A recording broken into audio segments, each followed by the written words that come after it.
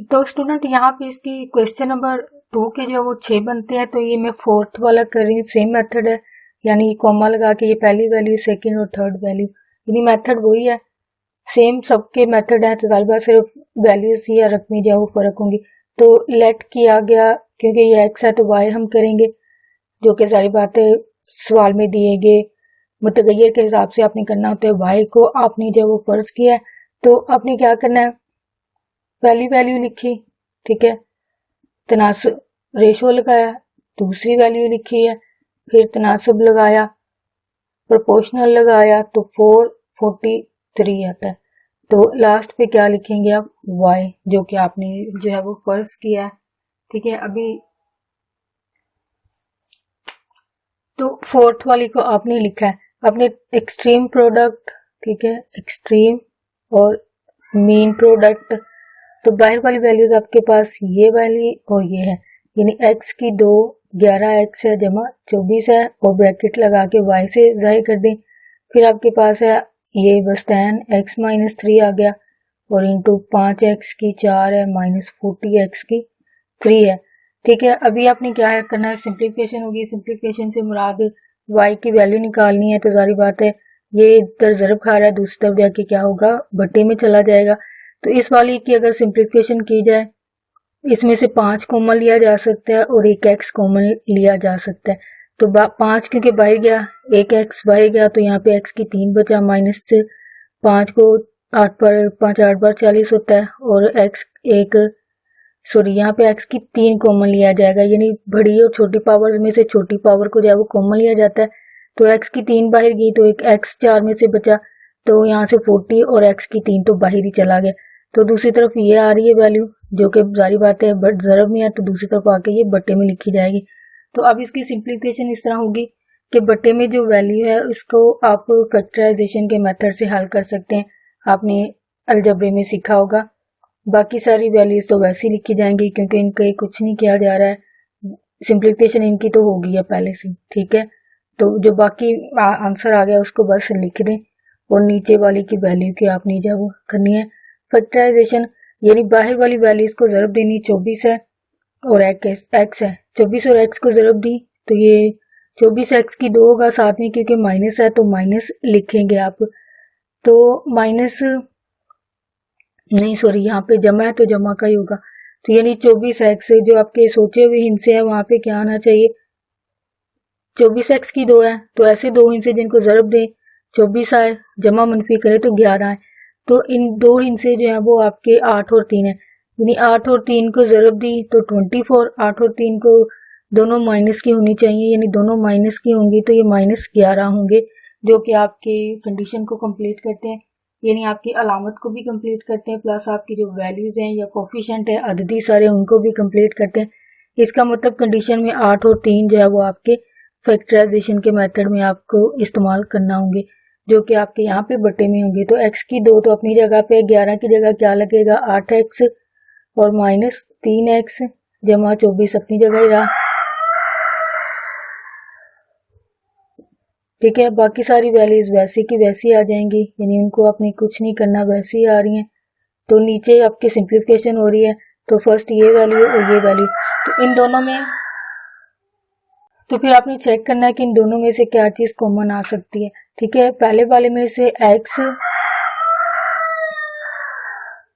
सिर्फ x ही common आ सकता है, एक x अंदर बचा, यहाँ से 8x के साथ x क्योंकि बाहर चला गया तो अंदर सिर्फ 8 बचा है, तो 3 है, यहाँ से 24 और 3 में से जो है वो 3 कॉमन लिया जा सकता है। तो 3 को x आएगा, जमा माइनस माइनस हो जाएगा, और 8 3 बार 24 होगा। यहाँ से आपको पता चलता है x माइनस 3 है तो x माइनस 3 है, तो इसका मतलब आपका आंसर जो है वो ठीक आया। तो y बराबर x माइनस 3 है इंटू 5x की 3 है इंटू, अब ये जो एक जैसी वैल्यू है x माइनस 8, इसको कॉमन ले लें, ठीक है। अंदर क्या बचा है, x है माइनस 3 है, तो इनको जो है वो आपने कैंसिल कर देना, ये भी आपकी कैंसिल होगी, x माइनस 3 है और x माइनस 8 और x माइनस 8 इन्हें एक जैसी वैल्यू होने की वजह से आपस में कैंसिल हो गई हैं। तो बाकी आपके पास क्या बचा है, y बराबर 5x की 3, जो कि आपका फाइनल आंसर होगा। तो यहाँ पे आपके लिए कहा गया कि find the mean proportional between, यहाँ पे मीन आपने मालूम करना यानी वस्तान मालूम करना है। यहाँ पे आपको दो वैल्यूज दी होंगी, तो आपने अब मेथड जो है वो ध्यान आपने खुद रखना है कि कब मीन कहा जाए तो आपने कौन सा मेथड इस्तेमाल करना है, कब फोर्थ वाला कहा जाए तो आपने क्या करना है, कब थर्ड प्रोपोर्शन मालूम करने के लिए कहा जाए तो आपने क्या मेथड याद करना है, यानी मेथड्स को आपने याद रखना है। तो अब इस वाले में भी दोबारा क्योंकि दो वैल्यूज दे दी गई हैं, ठीक है, और मीन मालूम करने के लिए कहा गया, यानी यहाँ पे लेट आपने फर्ज करना है एक्स वाई है,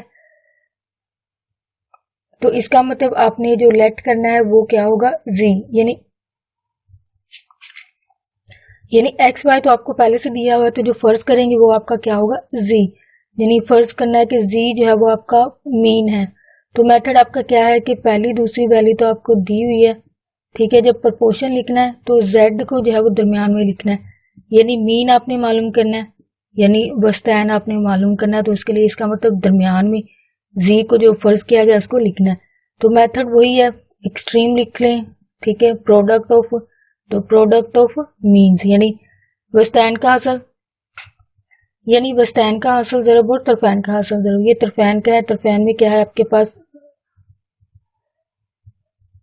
तरफान में आपके पास क्या है 20x y की 2 है, ठीक है, तो ब्रैकेट के साथ शो किया गया है, तो इसके साथ दूसरी वैल्यू क्या आएगी x की 7y वैसे, और z को ज़रब दे दी तो ये y की कितनी हो जाएंगी, y की z हो जाएंगी, ठीक है, जिसको इस तरफ लिखना जो है वो ज़रूरी है,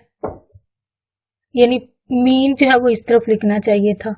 सॉरी, यानी जब आप लिखोगे मीन जो है वो इस तरफ लिखना और एक्सट्रीम जो है वो इस तरफ लिखना, ठीक है, मैंने उलट लिख दिया है, लेकिन मेथड के हिसाब से मीन आप इस तरफ लिखोगे, तो इसका मतलब z की 2 आप इस तरफ लिखोगे, और दूसरी तरफ क्या है आपके पास 20 xy की 2 इंटू 5 7 और y वैसे ही है। तो अब इसकी सिंप्लीफिकेशन ये हो सकती है कि क्योंकि कटिंग वगैरह तो हो नहीं सकता है कुछ, तो 5 को 10 से ज़रब दी तो ये 100 हो जाएगा, ठीक है, और x की कितनी हो जाती है 8 है, और y की कितनी हो जाती है 3, सॉरी y की यहाँ पे 2 है और ये 3, नहीं सॉरी गलती से लिखा गया है, यहाँ पे y के ऊपर वैल्यू क्या है 5 है, ठीक है, यहाँ पे अगर गौर किया हो तो यहाँ पे 5 है, सॉरी गलती से लिखा गया 5 है, तो सारी बात है 5 और 1 ये जमा के कितने हो जाते हैं, y के 6 हो जाते हैं, और x के कितने हो जाएंगे, x के यहाँ पे 3 है, ठीक है, यहाँ पे 3 है और यहाँ पे 7 है, यानी यहाँ पे ये 3 था, सॉरी यहाँ पे लिखा ही नहीं गया गलती से, यहाँ पे 3 है, तो ये आपकी मिस्टेक भी हो सकती है, यानी अगर मेरे यहाँ पे हुई है तो जारी बात है आपकी भी हो सकती है कि कहीं पे आप पावर वगैरह गलत लिख दो, तो आपने पावर्स वगैरह को लाजमी चेक करना है, यहाँ पे 3 है तो यहाँ पे 7 है, ये जमा के कितनी हो जाती हैं। अब जारी बात है मिस्टेक से लिखी गई हैं, क्योंकि पीछे गौर ही नहीं किया कि यहाँ पे ये वाली जो पावर्स थी, तो ये मिस्टेक चले आपको इस तरह पता चल जाता होगा कि क्या क्या आपकी मिस्टेक जो हो सकती है। तो x की 200 है, तो 100 x के ऊपर 10 है और y के ऊपर जो है वो 2 है। तो अब अपने इस तरह क्योंकि स्केयर आ रहा है, ठीक है, आपको स्केयर को जो है वो खत्म करना है। स्केयर कैसे खत्म होता है, आप स्केयर रूट लेके करते हो, तो 10 की अगर पावर 2 हो जाए, ठीक है, और x की 5 है तो यहाँ पे 5 और y की यहाँ पे कितनी हो कि बाहर 3 होनी चाहिए, तो फिर 2, यानी 2 हमने बनाना है वजह क्योंकि इसके ऊपर स्केयर है, तो हमने इसको स्केयर को खत्म करना है। स्केयर हम स्केयर रूट लेके खत्म करेंगे जारी बात है, लेकिन उससे पहले आपको ये शक्ल बनानी पड़ेगी कि आपका स्केयर रूट बने भी, यानी 10 की ताकत 100 है तो 100 की 10 की ताकत कितनी होगी 2, तो ये वापस 100 बनेगा। तो x की ये 5 है, 5 और 2 को जब जरब देंगे तो 5 2 बार 10, यानी पिछला स्टेप कंप्लीट होना चाहिए। y की 3 है तो ये 2 जरब खा के ये 6 हो जाएगा। तो अब आप स्केयर रूट ले सकते हैं, स्केयर रूट लेने से इसका जज़र मुरब्बा कैंसिल हो गया, तो इस तरफ जमा मनफी ऐड हो जाता है और x की और ये क्योंकि आपस में कैंसिल हो जाते हैं, बाकी आपके पास x की 5 x की 3 जो है वो आपके पास फाइनल आंसर जो है वो आपका बचता है, जो कि फाइनल आंसर होगा। तो ऑलमोस्ट स्टूडेंट सेम इसी तरह के मेथड है, आपको कटिंग वगैरह करनी होगी, स्केयर रूट बनाने होंगे, तो यही सिंप्लीफिकेशन है। और आपने बाकी जो फ़र्क है सवालों में वो लाजमी याद करना है कि किस में आपने जब फोर्थ प्रोपोर्शन मालूम करने के लिए कहा जाएगा आपने क्या मेथड यूज करना है, इसमें क्या इस्तेमाल करना है, ये आपने डिफरेंस जो है वो खुद याद करना है। तो नेक्स्ट स्टूडेंट क्वेश्चन नंबर 4 है, यहाँ पे लिखा है find the values of letter involve in the following continued proportion. यानी यहाँ पे जो लिखा गया है कि इसके अंदर ये जो value, find the value of letter, letter से मुराद आपको पता है ABC, जितने भी अल्फाज हैं वो लेटर होते हैं आपके। यानी ये MABCD कुछ भी इस्तेमाल हो रहा है, यानी X हो रहा है, P हो रहा है, बाकी सवाल जो आपके लिए छोड़े उनमें P और X इस्तेमाल हो रहा है। तो इसका मतलब उन्होंने पहले से आपको वेरिएबल दे दिया गया, आपने लेट नहीं करना है, यानी यहाँ पे आपको फर्ज करने की जरूरत नहीं पड़ेगी, यानी उन्होंने पहले से दे दिया लेटर, आपको बीच में या लेट करने के लिए आपको जरूरत नहीं पड़ेगी। उन्होंने कहा जो हमने दे दिया उसी की आपने वैल्यू जो है वो मालूम करनी है। तो मेथड आपका इसके लिए 3 वैल्यूज दी होंगी, जारी बात है, ठीक है। तो 7m जो सेकंड वैल्यू होगी उसको प्रोपोर्शन में आपने क्या करना है, रिपीट कर देना है, ठीक है, और लास्ट वाली को वैसे लिख देना है। बाकी मेथड आपका जारी बात आपको पता है, तरफैन और बस्तैन का हासिल ज़रब है, ठीक है, इसमें लेट करने की आपको जरूरत नहीं पड़ेगी क्योंकि उन्होंने आपकी स्टेटमेंट में कह दिया है कि आपको हमने पहले एक लेटर दे दिया गया है, उसको आपने क्या करना है, उसकी वैल्यू को आपने मालूम करना है। तो यहाँ पे आप मीन्स, यानी जो पहले सवाल का मेथड था कि मीन जो है वो आपने इस तरफ लिखना है, वजह जो आपको वेरिएबल दिया गया उसकी आपने क्या मालूम करनी है, वैल्यू मालूम करनी है। प्रोडक्ट ऑफ, प्रोडक्ट यानी पूरा वर्ड लिखोगे, ठीक है, मैंने पहले भी बताया कि मैं वर्ड आपके लिखती नहीं हूँ, प्रोडक्ट आप, लेकिन आपने जब लिखना है तो आपको लाजमी लिखना है प्रोडक्ट ऑफ मीन, यानी मीन से मुराद ये अंदर वाली जो वैल्यूज है उनको आपने जरूर देनी है। x-3 है, ठीक है, इंटू x-3 है, तो बाहर की वैल्यू आपके पास क्या है, 28 और 7 है। 28 और 7 को जब आपने जरब दी तो आपके पास आंसर बनता है 196 जो है वो आपके पास आंसर बनता है। तो आपने इन दोनों को जब जरब दी जो कि अलजबरे की, जो कि हमारी अलजबरे की जरब बनती है, तो x-3 है, x-3 है, जरब दे दें, x की 2 है, -3 x है, और यहाँ पे -3x, सॉरी m है, क्योंकि x नहीं है यहाँ पे m का इस्तेमाल हो रहा है, सॉरी, क्योंकि हम ज्यादातर x इस्तेमाल करते हैं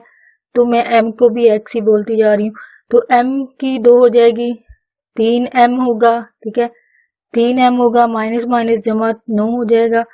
ठीक है। तो इसका फाइनल आंसर जरब देने के बाद जो कि अलजबरे की जरब है, जारी बात है बहुत सारे बच्चों को आती होंगी, यानी अगर मैं डिटेल नहीं भी बताऊं तो बच्चों को पता होगा कि इसका आंसर क्या होगा। तो m की 2 है, -6m है, जमा 9 है। तो अब आपने क्योंकि m की वैल्यू मालूम करनी है तो यहाँ पे फैक्टराइजेशन का मेथड आपका इस्तेमाल हो रहा है। फैक्टराइजेशन का मेथड क्या होता है,